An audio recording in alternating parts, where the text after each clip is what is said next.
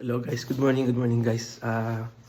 Kagising lang natin guys. Pero ngayon, bili tayo ng pagkain. Kasi tanghali na. Tinanghali na tayo ng gising. So samahan nyo ako guys, tara. Ganitong boy OFW guys, dito sa abroad. Kailangan tayo magluto minsan pag pagod na talaga sa trabaho. Usually bumibili lang ako ng luto na home cook na food. Tara, samahan nyo ako guys. Yan guys, dito tayo sa labas ng bahay guys. Tanghali pero malamig. Dito ako sa Saudi Arabia guys, sa Riyadh. Pero ang klima ngayon, winter season kasi kaya malamig. Tanghalin tapat na to guys, ayan, nainit tayo, kita nyo. Ayan. Tanghali yan pero malamig. Malamig ang hangin. So tara guys, let's go! Ayan guys, so papunta na tayo ngayon guys. Ngayon lang ulit ako nakalabas. Hindi na kasi ako masyadong lumalabas ngayon guys kasi mas magandang pahinga na lang sa bahay pag wala kang duty. At least nasusulit mo yung off mo. Pagkagala kasi gagastos ka pa. Syempre, tipid muna tayo ngayon guys. Mas maganda na rin na mag-save ng konti. Dito kasi guys, kada labas mo talagang mapapagas ka. Lalo pag nagpunta ka sa mall, matitempt ka talaga dahil ang daming sale dito sa Riyadh, sa Saudi Arabia. Ito ay maraming mga sale dito. Marami kasi mga bilihin, maraming mga pasyalan. Mag-enjoy ka, yun nga lang din, talagang mapapagastos ka. So papunta na tayo guys ngayon sa bilihan ng ating makakain. Ayun na yan Filipino restaurant. Kabayan ang tawag. Talaga naman din okay din ang mga pagkain. Hindi naman ganun kamahal, sakto lang. Lapit-lapit na tayo ngayon. Yes lang, siguro mga 2 minutes drive lang ang tato. Wala naman traffic dito guys, kahit yung kalsada dito open. Tao ang mga nasa kalsada. Dami tumatawid. Guys, always remember pag mag-drive kayo, keep safe, seatbelt laging nakasuot. Malayo man o malapit ang pupuntahan nyo, always use seatbelt. Kailangan yan guys.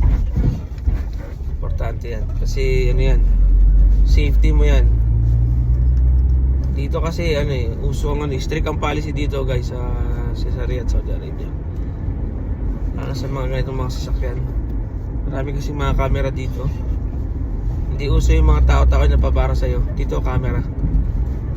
Kaya kaya lagi kami sumusunod. Kasi mahal ang multa. Sakit sa bulsa. Totoo yun guys. Kaya mga tao dito dapat actually sumusunod naman. Talagang kasi makikita sa camera pag wala kang seatbelt. Driving without seatbelt ang nakalagay sa violation mo. So dito na tayo guys. Samahan nyo ako.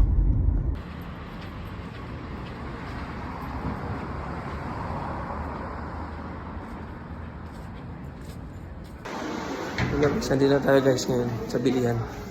So bibili tayo ng pagkain. Kaya ang mga ulam nyo? Mundo, laki,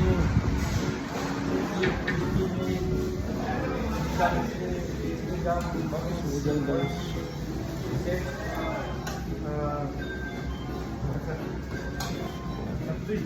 Chapsuy. Ito mukhang masarap no? Chicken. Take out sa akin, take out. Yun sa kabila. Ano ba to? Beef. Chicken tapos dalawang ulam ko, budget meal na. So yan guys, naka-order na tayo.